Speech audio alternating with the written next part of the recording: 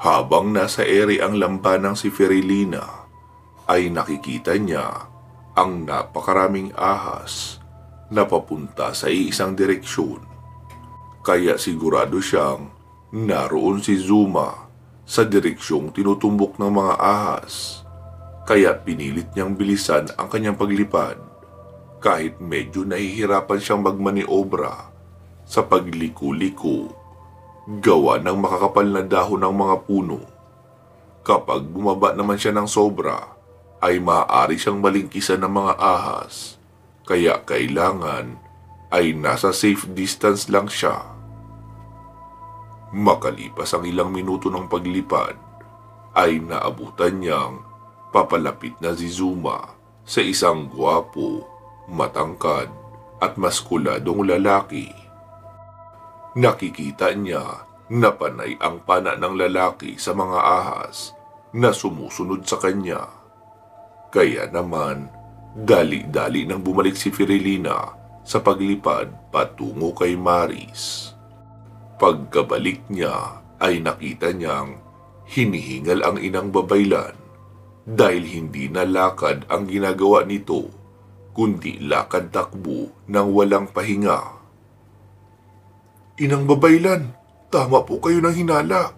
Sinusugod na kayo ni Zuma, ang isang lalaking gumagamit ng pana at palaso. Tara po, sundan niyo ako sa direksyong dadaanan ko dahil sa kabilang bahagi nagmumula ang napakaraming ahas na papunta rin sa direksyon nila. Malamang po, kagaya lang din ang ginawa sa iyo ang gagawin ni Zuma. Gagamit ng napakaraming ahas. Okay, sige Ferilina. Huwag ka masyadong lumayo para masundan kita. Opo, inang babaylan.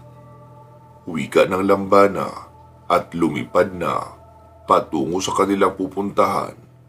Pero nasa 5 metro lang ang distansya niya kay Maris para kitang-kita pa rin siya nito. Makalipas ang 10 minuto ay narating na nga ni Maris ang kinaroroonan ni Oliver. Naabutan niyang nakatayo na lang ang lalaki habang may nakakagat na 2 malalaking ahas sa magkabilang balikat. Meron din sa magkabilang hita. Naku, inang babaylan, nahuli na yata tayo. Sabi naman ni Maris. Hindi naman makamandag ang ahas na kumagat sa kanya. Kaya mapaparalisa lang siya niyan. Pero walang kamandag ang gagapang hanggang sa puso niya. Ferilina, tulungan mo ako rito. May control ka naman sa hangin, di ba? Pwede mo ba silang pakiusapan na makiisa sa akin at tulungan ako? Kagaya noong ginawa mo dati sa pamayanan ni Apong Melo. Opo, inang babaylan. Kaya ko po yun. Paging ang lupa po ay pwede rin makatulong sa atin dahil kaya ko yun hilingin sa kalikasan. Okay, sige. Pumikit si Maris at nag-orasyon. Sabay inihagi sa ere ang kanyang 2 punyal. Sabay kumpas paturo sa 2 ahas na nakakagat sa magkabilang balikat ni Oliver. Malalim ang pagkakatarak noon sa ulo ng mga ahas at tumagos pa nga sa kabilang bahagi. Kaya kaagad iyong binawian ng buhay at lumaglag sa lupa. Napalingon naman si Zuma sa pinanggagalingan ng mga punyal. Pakialamero kang babae ka! Hindi ka makapaghintay ng oras na para sa'yo! Pero sige, tatapusin na kita! Hindi na kita magbibigyan pa ng pagkakataon na makatakas! Wika ni Zuma, sabay kumpas ng kamay paturo kay Maris. Agad namang nag-iba ng direksyon ang mga ahas at papunta na sila kay Maris. Sabi naman ni Maris, lumang estilo. Wala na bang bago? Wika niya, sabay lapat ng kamay sa lupa, tapos tinanguan si Ferilina. Ilang saglit pa ay agad yumanig ang lupa sa mismong kinatatayuan ni Maris. Kaya lahat ng ahas na papalapit sana sa kanya, imbis na magtuloy ay nagpulasan ng gapang papalayo. Hoy! Anong ginagawa niyo? Saan kayo pupunta? Sigaw ni Zuma. Agad niyang inutusan iyong 2 natirang ahas na nakakagat sa hita ni Oliver na sumalakay na papunta kay Maris. Pero sinabi lang ni Maris, "Isa na namang inuulit na paraan?" Pagtalon ng dalawang ahas sa ere para sunggaban si Maris sa magkabilang balikat, ay ikinumpas lang ni Maris ang dalawang kamay paitaas. At mula sa ibaba ay sumirit ng lipad ang dalawang punyal paitaas na tumama sa ilalim ng lalamunan ng dalawang ahas at tumagos pa sa ibabaw ng ulo. Lalong nang galaiti sa galit si Zuma. "Talagang sinusubukan mo ako! Tignan natin kung makaligtas ka pa rito!" Pumikit si Zuma habang nakataas ang dalawang kamay sa ere. Ilang saglit pa ay yumanig din ang lupa sa kanyang bahagi. Bumiyak ang lupa at may lumabas na isang malaking itim na ahas. Mas malaki pa ang katawan noon sa katawan ng tao at napakahaba nito. Noong umangil iyon ay makikita ang apat na matatalas ng ngipin. "Inang babaylan, hindi na yan normal na ahas. Bakit maraming paa na parang alupihan?"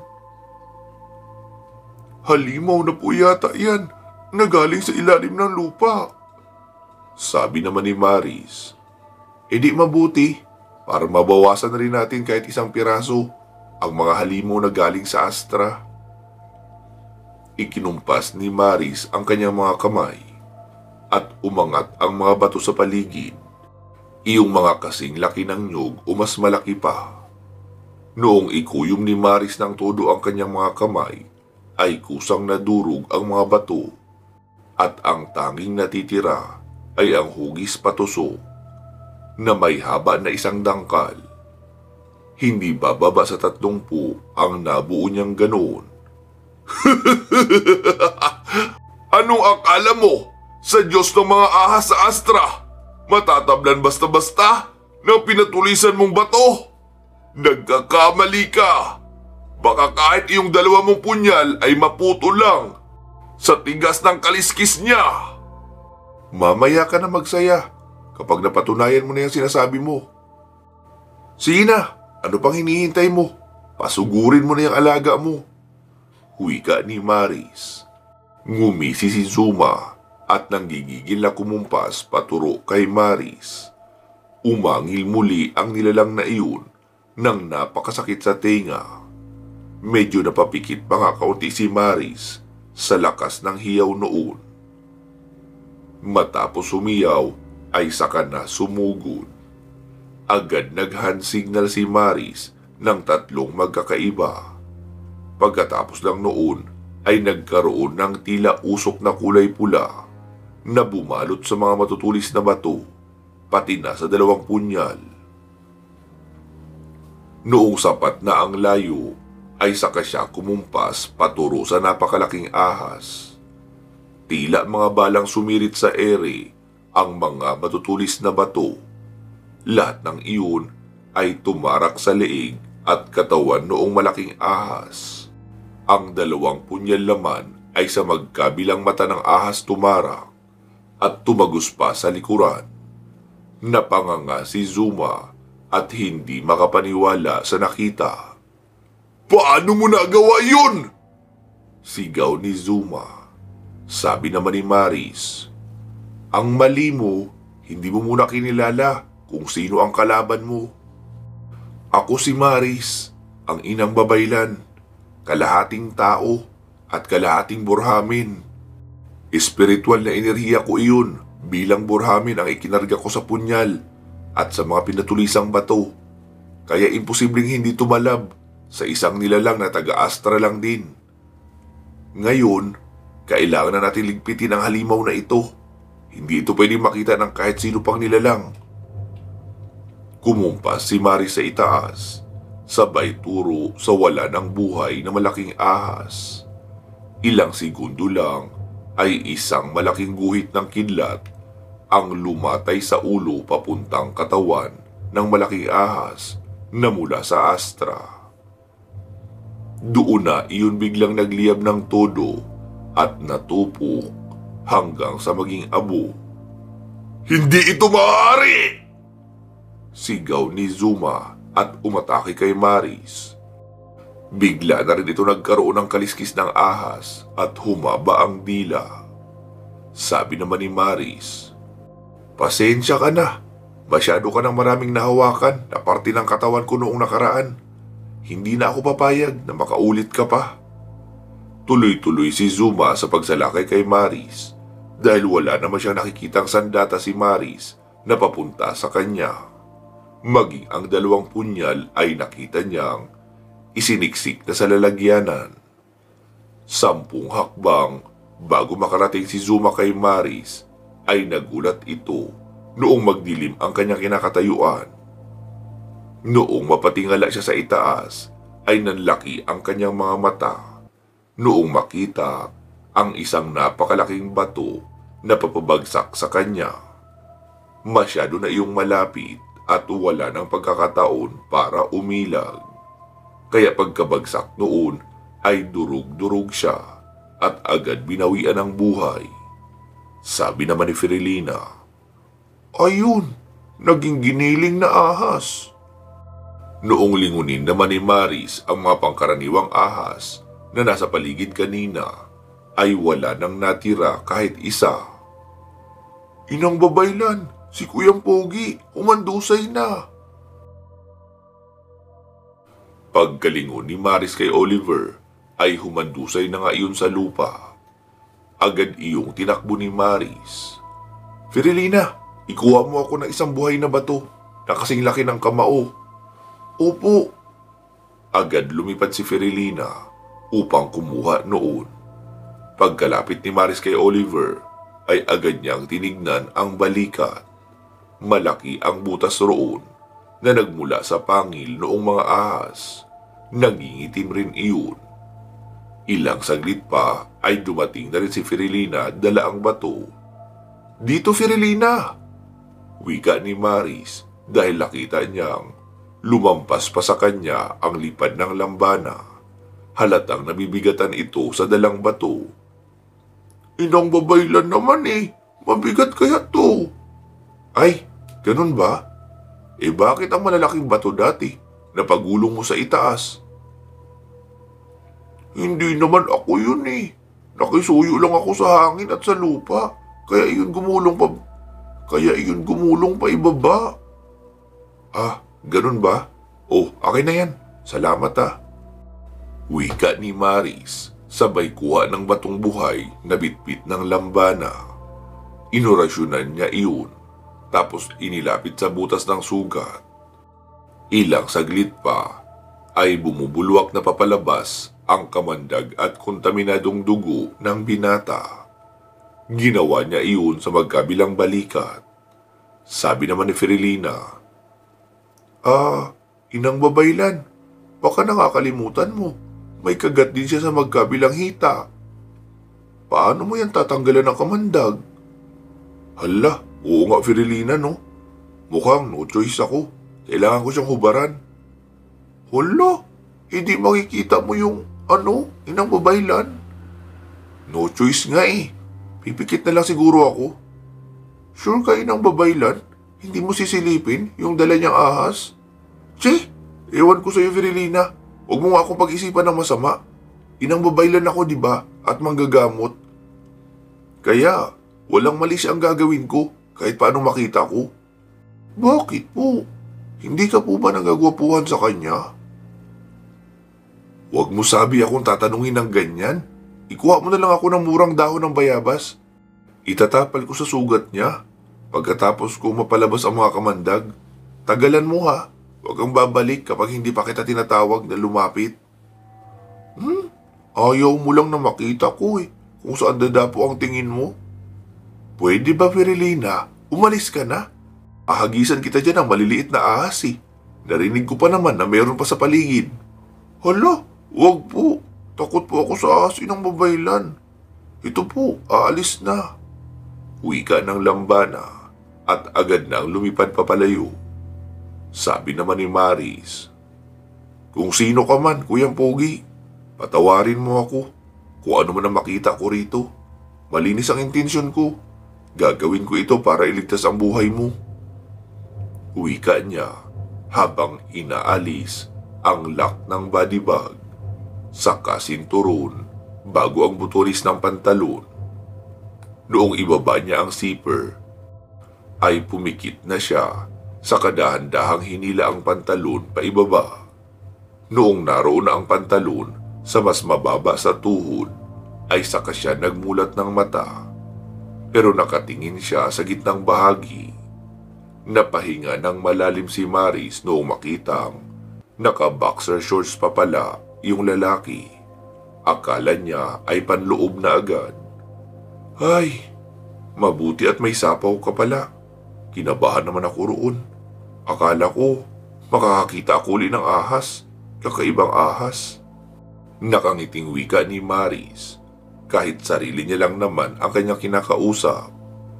Agad niya nang inilapit ang mga bato sa mga sugat ng binata para mapalabas ang kamandag at maruming dugo na may kontaminasyon ng kamandag. Matapos noon ay saka siya bumulong sa hangin. Pwede ka nang bumalik rito, Firilina. Ilang saglit pa ay nakita niyang papalapit na si Firilina. Malawak ang ngiti. Uy, naka-shorts naman pala yan sa loob. Akala ko, libreng manood. Ewan ko sa'yo, Firilina, kung ano-ano pinagsasabi mo dyan eh. Bakit hindi pa nakadurog yung mga dahon ng bayabas? Yun ang babaylan naman eh. Magkasing laki ba tayo ng bibig para manguya ko lahat ng yan? Ikaw na po gumawa. Bakit? Wala ka bang powers dyan para madurog ito ng kusa? Wala po.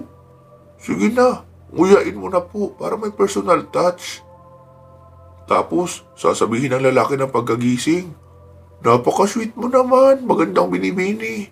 Ikaw ang naguya ng dahon ng bayabas na nasa singit ko nakalagay. Hoy, Firilina, magtigil ka nga. Wala sa singit ang kagat, nasa hita lang. Kung makasingit ka naman dyan eh. Inang babaylan, paano nga kung nagkataong sa singit yung kagat? Hindi mo gagamutin? Gagamutin pa rin. Pipikit na lang ako. Paano mo malalaman na nakalabas lahat ng kamandag kung hindi mo titignan? Uy, iniisip ang gagawin. Che, umalis ka na nga, Firilina. Akin na yan. Hanapin mo na lang kung nasaan ko naiwan banda yung bag ko para alam ko kung saan ko kukunin. Nandoon lang po sa may puno ng nyugo. Nadaanan ko nung kumuha ko ng dahon ng bayabas. E di sige, lumayo ka na kaunti. Naiirita ako sa mga banat mo eh. Uy, si Inang Babaylan naiirita. Tapos pinagpapawisan at namumula ang mga pisngi. Crush mo si Kuyang Pogi, no? Ay, malapit na talaga ako mambato ng lambana. Kaya lumayo-layo ka na sa akin, Firilina. Hihi! Pikon si Minang Babaylan, namumula ang pisngi. Wika pa ng lambana at nagmadaling lumipad papalayo. Pinagtiyagaan nga ni Maris na nguyain ang mga dahon ng bayabas para may maitapal siya sa sugat noong lalaking kanyang natagpuan. Matapos matapalan iyon, ay sa kanya muling tinawag si Firilina. Firilina, halika na rito. May nakita ka na bang pwede nating mapagpasilungan? Opo, Inang Babaylan. Meron na. Doon, no? Ha? Bakit ang layo? Paano ko ito dadalhin roon? Ang bigat-bigat kaya nito. Hindi sumagot ang lambana, pero ngumiti lang na tila nang aasar. Firilina ha, hindi ko na talaga gusto yung mga ngiti mo. Parang palagi ka nalang kinikilig. May lagnat ka ba? Inang Babaylan naman eh. Isipin mo, nakapagpaangat ka ng bato na mas malaki pa sa tao. Tapos ngayon, tatanungin mo ako kung paano mo dadalhin roon si Kuyang Pogi. Bakit? Pwede ko bang hiramin uli ang kapangyarihan ng hangin para dalhin doon yung lalaking ito? Oo naman po, pero dahan-dahanin nyo lang. Tandaan nyo, hindi yan bato na pwedeng ibagsak basta-basta. Baka mauna pa ang mukha niya na bumagsak sa lupa. Okay, sige. Sabihin muli sa hangin na makikigamit ako ng lakas niya. Tumango si Firilina at may binanggit na kakaibang kataga. Saka naman kumumpa si Maris paturo sa lalaking walang malay. Dahan-dahan niyang iniangat si Oliver at noong umangat na hanggang dibdib ay dahan-dahan na siyang naglakad patungo sa direksyon ng kasukalan. Meron kasi roong malalaking bato na may malaking espasyo sa ilalim na pwedeng mapagpasilungan kapag umulan. Inang babaylan, crush mo siya? Ha? Ano pinagsasabi mo? Sabi ko, kung crush mo si Kuyang Pogi. Hindi wika ni Maris tapos biglang napatid ng baging ang kanyang isang paa. Kaya napasubsob siya. Pero nagawa niya namang maitukod ang dalawang kamay kaya hindi rin siya bumagsak. Nakaposisyon siya nang nakapush up lang. Kaso nawala ang kamay niya sa pagkakakontrol sa bitbit na lalaki.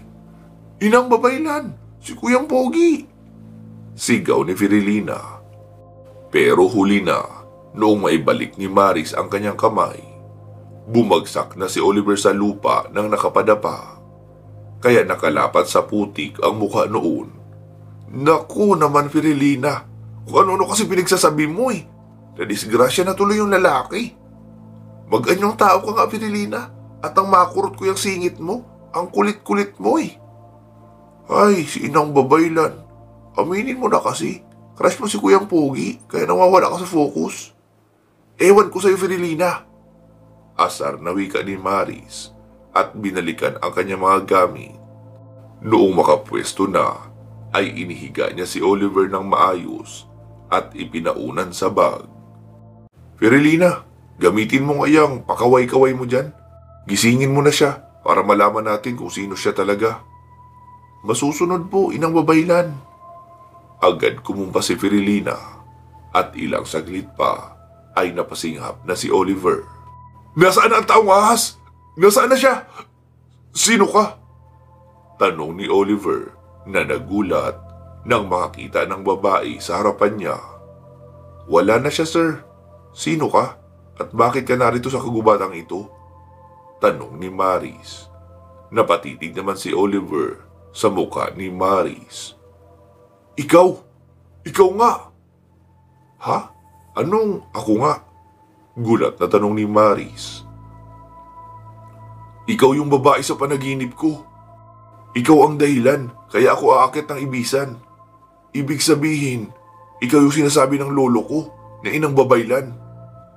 Teka lang sir linawin mo muna yung sinasabi mo.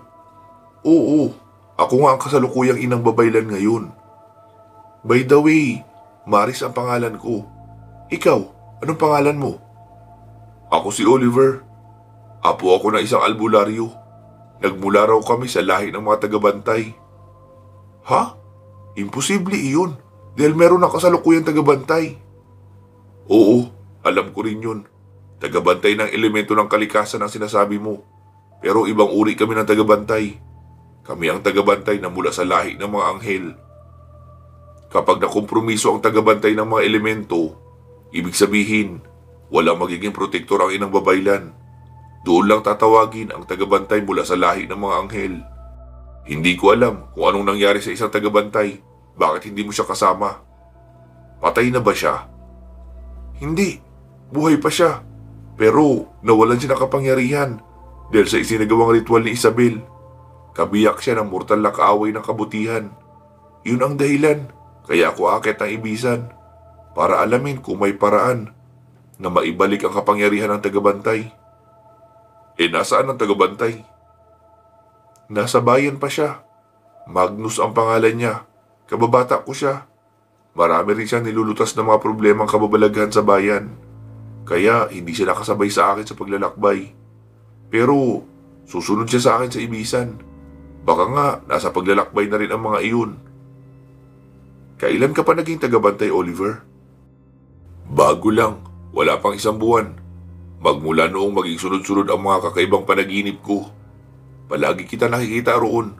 Kailangan mo raw ng tulong.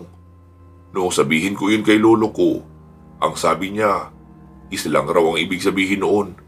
Tinatawag na ng tadhana ang aming lahi. para gampanan ang aming tungkulin. Anong kapangyarihan mo, Oliver? Wala. Ha? Paano ka nakasurvive sa kagubatang ito? Tsaka, ikaw ba ang pumatay sa anak ni Zuma? Zuma ba ang pangalan ng lalaking taong ahas? Oo, siya si Zuma. Oo, ako ang pumatay sa anak niyang si Galema. Normal na pamamaraan lang ang ginamit ko.